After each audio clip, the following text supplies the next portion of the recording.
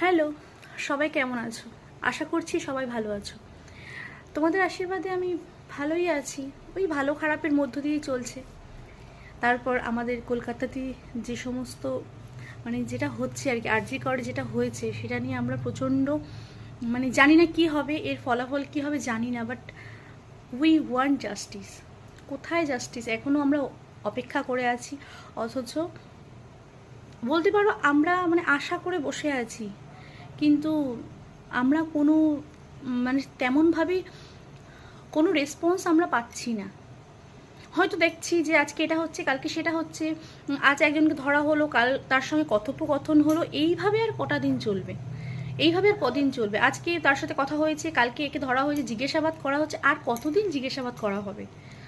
একটা তো স্টেপ নিতে হবে। আমরা তো সেই আশার দিকে আমরা তাকিয়ে আছি, কিন্তু সত্যি বিশ্বাস করো এখনো